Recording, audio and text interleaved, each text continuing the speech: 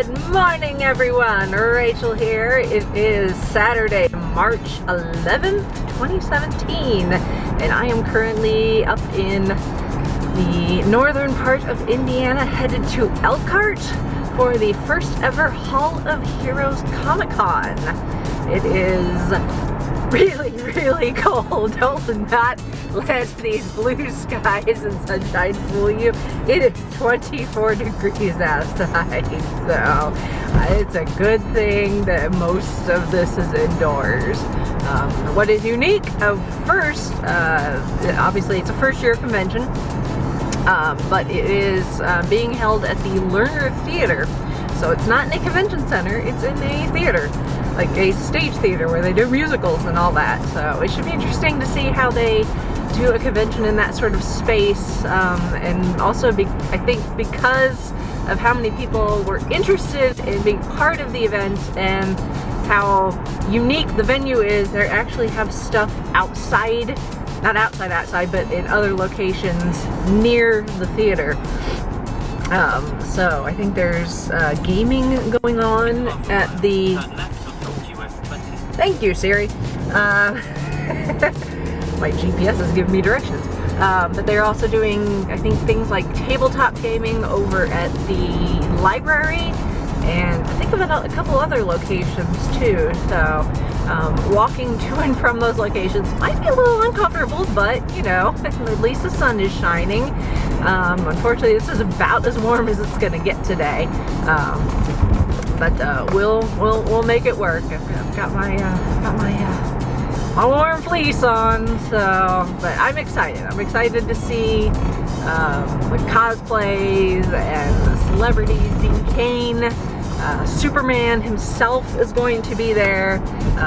Well, at the moment he's playing actually Supergirl's father on CW's Supergirl, part of the DC Arrow universe. A couple of the Mads from Mystery Science Theater 3000 are going to be there. Unfortunately, they did have a last-minute cancellation. Chris Brewster, who is a Marvel, he's a professional stuntman, but he's done a lot of stuff for Marvel, Daredevil, Agents of S.H.I.E.L.D., Captain America, that sort of thing. Unfortunately, he was filming, it's ran over, so he had to cancel. So maybe he'll be able to come next year. Some great comic book artists, some great cosplayers. Michael Nightmage, who I've interviewed for the podcast at Midwest Toy Fest last year, is going to be there. So it should be an exciting time as long as I don't freeze to death.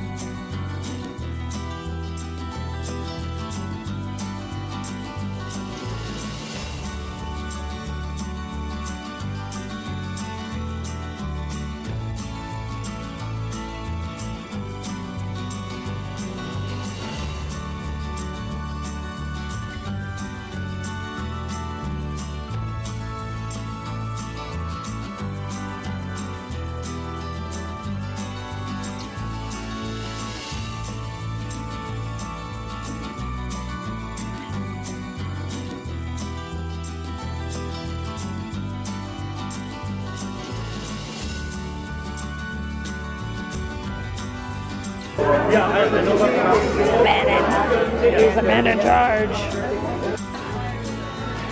Oh, excuse me. My throat's a little sore for being outside in the cold. So, hi everyone.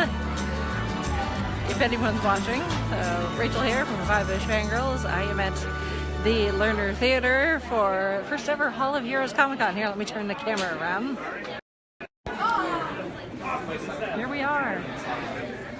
The downstairs at the Lerner Theater, it is pretty packed with folks. We've got the booth here for the Hall of Heroes Museum.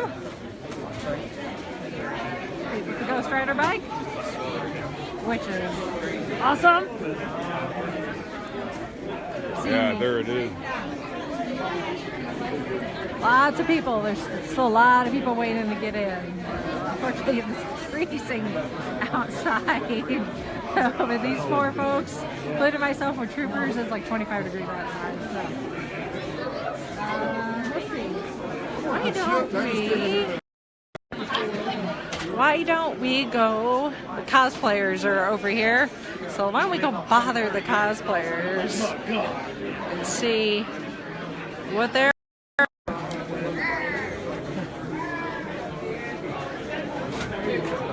Lots of superhero stuff. Lots of superhero stuff. If you're into superheroes, this is the place to be this weekend. We got our cosplayers tucked over here in the corner. We got sign-ups for the cosplay contest. So if you're thinking of entering, come over, sign up. The cosplayers here are going to be the judges. Sorry. 501st is here as well. They're clear over that way. I'm not going to photobomb Michael's.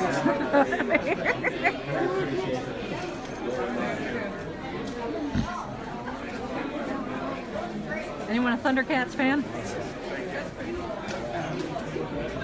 Your child of the 80s. Michael's your man if you're a Thundercats fan. I'm live here on Facebook. Whoa. How you doing, man? Hi. Everyone's live today. Yep. Hey, why not? Hi. Michael's got his cosplay prints free if you donate to charity.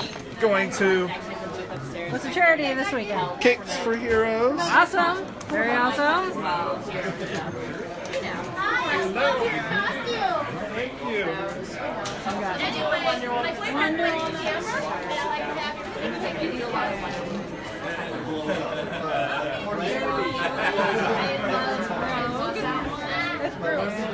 Groot is partially keeping This is my first Comic-Con, actually. Excuse me. Thank you. There's more stuff upstairs. It's even more crowded upstairs though than it is downstairs as far as square footage. So we've got photo op with Iron Man.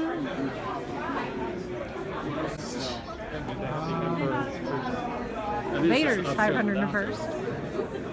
For those that want to be on the dark side. The dark side has cookies. He's under arrest.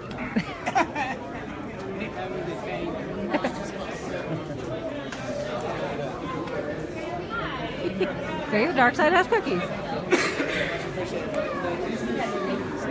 Thank you. Go Wildcats. And we've got look like the light side. Not nearly as popular. They don't have cookies.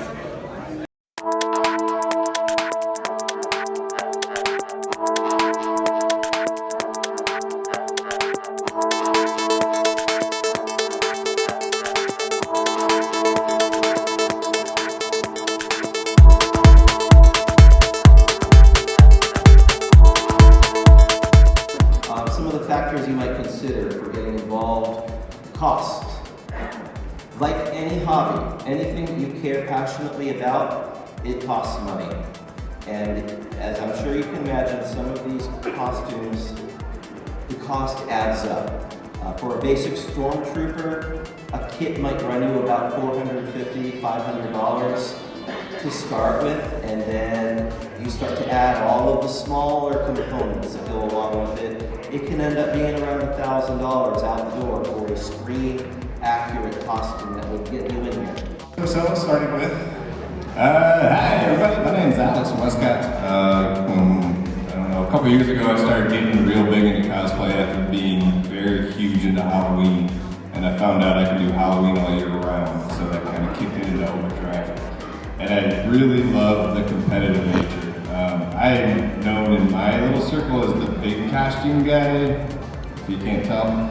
Everything I have to build is at least 7 feet tall. I love huge, obnoxious things that make it really difficult for me to breathe. So I started cosplaying, like I said. I won a couple competitions. It was fun. It was a great time. I started to meet all these fantastic people. So humble and modest. I just won a couple competitions. It's just a couple. You were one of the judges. You picked me. That was obviously a mistake.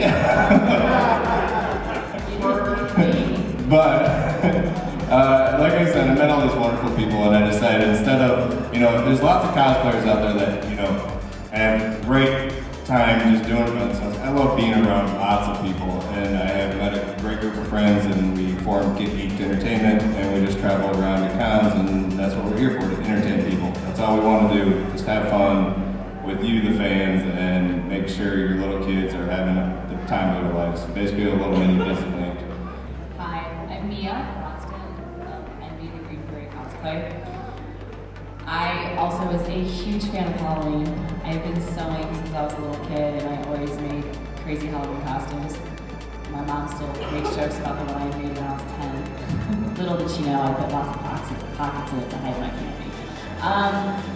I've had a degree in fashion design, and I got really tired of making little black dresses because I never go anywhere. So I discovered Comic-Con, and I just love dressing up. I love doing Wonder Woman, and I have an original character, and I have a lot of fun with it, and I love going out and meeting people and making the kids smile, whether you're a little kid or a big kid. We're all kids at heart. So it's lots of fun. I've met a lot of really amazing people, and it's a really warm family community. So I'm Michael Wilson, aka Night Mage. I've been cosplaying, really, I started in 2011. It started with Halloween. I think for 90% of the cosplayers, it's always going to start with Halloween. I always just love Halloween, dressing up. And that year, I wanted to make Green Lantern, John Stewart. And that's a costume you can't find in stores. You find Hal Jordan, you can't find John Stewart. So, pieced together a John Stewart costume, went out to the bars, had fun, it was a blast. And then I got asked to do a charity event. I got asked to do a Relay for Life. And did the Relay for Life as John Stewart. It was fun.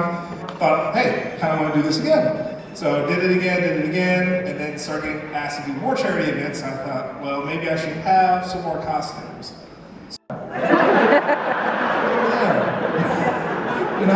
The kids are tough. I would have done to jump off a box and I'd land. That was it. And they're like, that's it? Like, you're gonna go home real soon.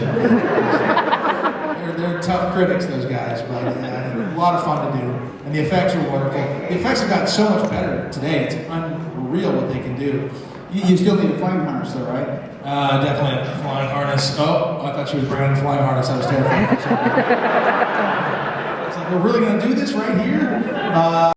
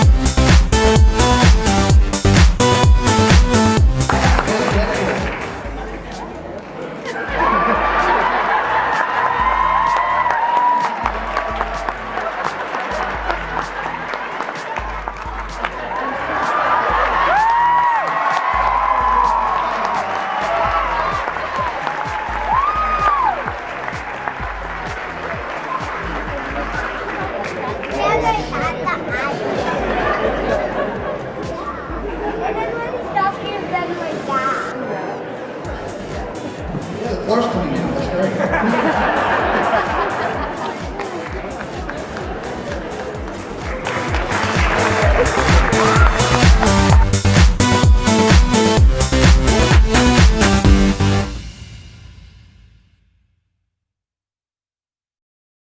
Auteur, who made this film, Auteur, who made this film, is the same man who gave us Robot Monster. So in this beautiful theater, which has been wonderfully restored, we're presenting you, it's like a turn in Tiffany. Yes. Eddie Kafafian, apparently you can type with a list.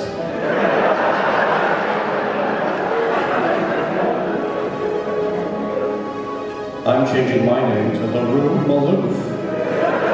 LaRue Malouf, the Shia LaBeouf of his day. Oh, some soundtrack, 2 songs. Show Me the Way from the album Frampton Doesn't Come Alive. This is the entire movie, by the way. Yes, he told you it was bad.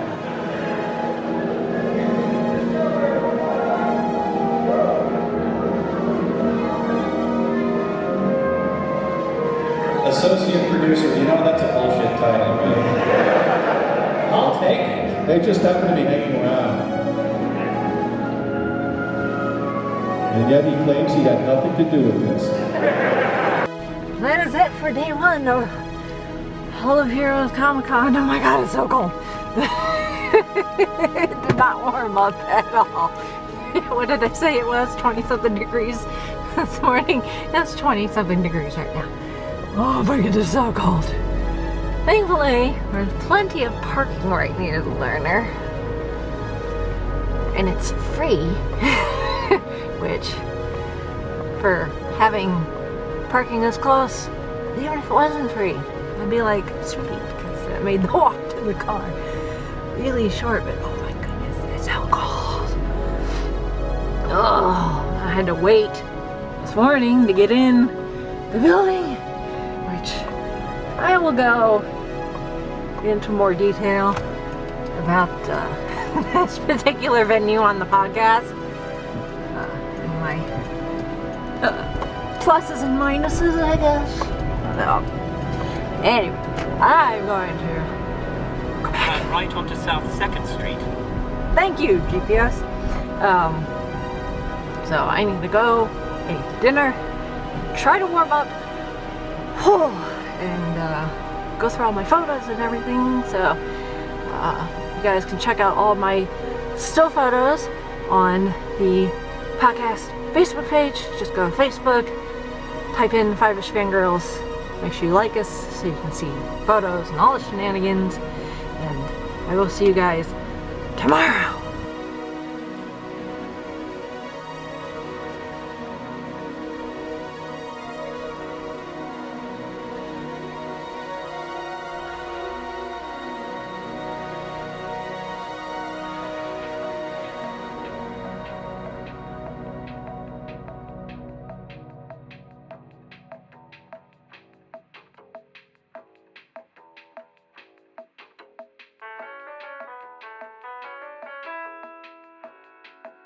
Some of the other cool things we bought was Ryan Reynolds' screen-used Green Lantern ring. Yep. I didn't buy the power battery though because I thought it was ugly. Well, one, I was a little upset that they had put them in 2 different lots. I'm like, hey, why don't you just put them together? They should go together. But I don't like the power battery from the film. The ring's great. In fact, it's out in our display case, out in the lobby. So check that out. You have the Ryan Reynolds screen-used Green Lantern ring sitting out there. You can see it. And it's very, very cool. We have the power battery. I didn't pick care for the power battery they did for the film.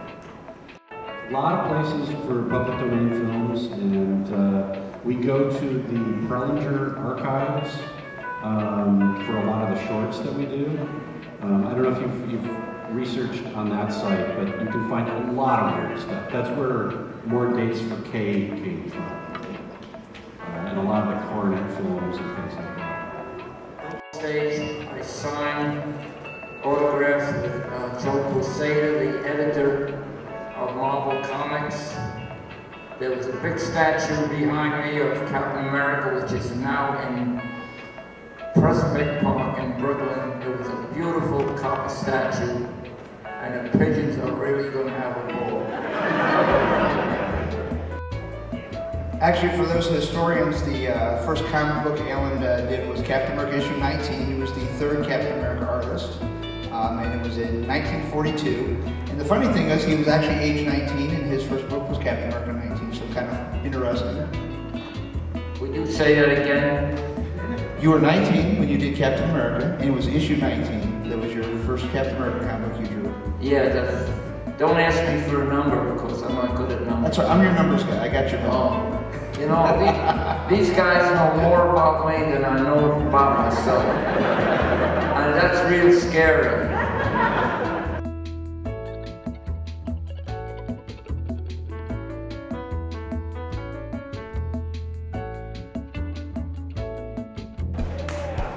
Now, this is a team effort, and since there are multiple teams here, you are able to go and steal items from other teams. However, if that team catches any member stealing, anyone of your members stealing, then that person who got caught stealing has to go sit out for 5 minutes. So be sneaky. All right. Yeah, unfortunately we can't do that. Because I think that would be fantastic, quite frankly. I agree, wholeheartedly.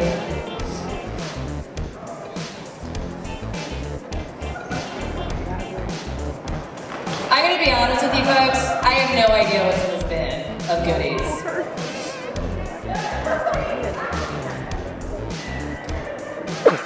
Don't.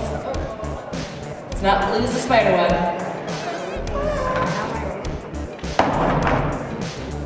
What's in the bag?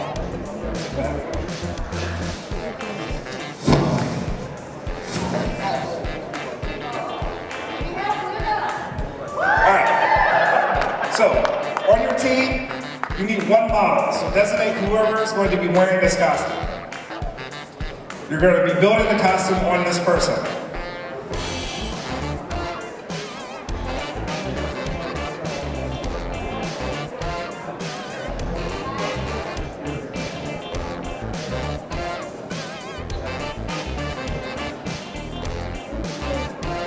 You guys have your model? All right, now, I need one representative from each group, just one. Don't tell me what. All right? Okay? Yeah? Okay.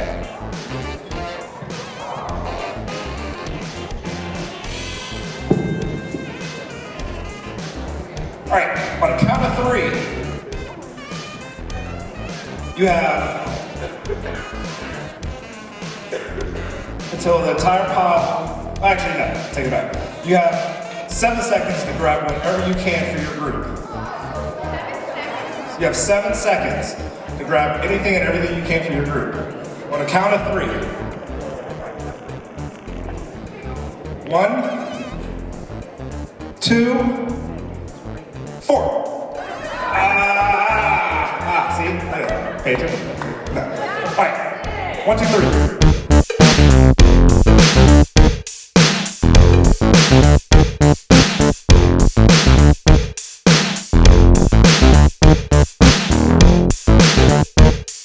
Okay, behind you, you have glue guns. I'm gonna give you guys scissors. A super villain. Super villain. It must look evil and menacing. And fluffy, sure. This is the medic. When she was young, there was a nuclear war going on, and her village burnt down. The sad little medic was severely burned and sent to a medical facility to heal and to learn. But in her teenage years, she was curious, and in the tunnels where she was exploring, she found this amulet. But the amulet is evil. It has tainted her mind, body, and soul. So now she's evil, and being severely scarred, she now seeks revenge for those that have harmed her. But the amulet also has a backstory because in a previous life, it was an evil witch. And deciding that she's afraid of chickens because in the previous life, she was sent to death by chickens. Okay, so this is Hypley Quinsley, and she's, we don't really know what she is, as far as like, she doesn't talk, and basically what happened is she had this terrible backstory and this terrible life, and her supposed parents are either Hurley, Ivy, or Joker, not exactly sure. Something happened to her, or he, when they were a child, and something Joker did. They don't talk, so they don't know why. They're super like angsty and kind of emo because they have no reason. Okay, and I almost got hit. It's cool. And they kind of have this like catchphrase, and it's just, you know, life is a lie, basically. So yeah, and they have their henchmen are zombie monkeys, and their weakness is applesauce because something happened to them with applesauce when they were kids. We don't know why. So yeah. First things first, this is our villain, Mistress Faces. Her real name is Lydia Strike, and has a little girl. She grew up in the mountains, in the river mountains, on the island of New Keegan, where there were a lot of ladybugs. Our character lost her parents in a landslide on their way home one night, and she discovered this ability to absorb other people's personalities because she was so lonely.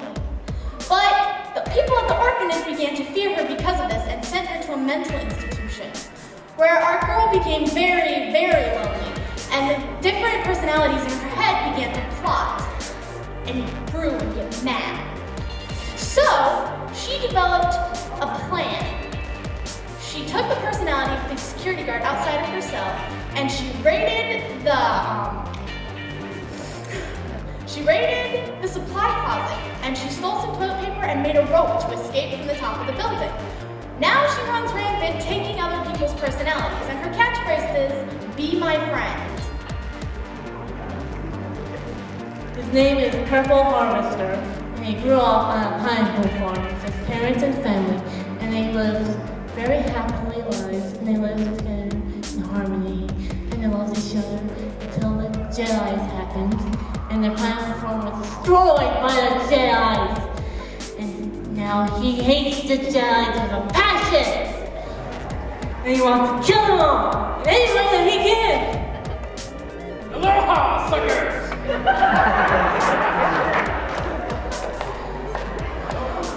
And he hates cheese because he hates having his pictures.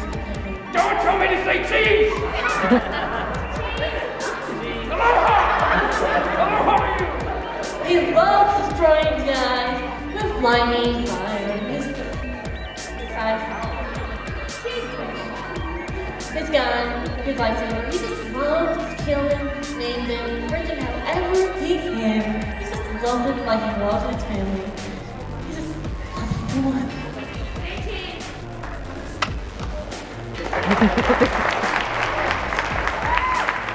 Also, John, yeah, let's hear it for everyone. That was awesome. Guys, this is what cosplay is all about. It's just using your creative juices and just having fun.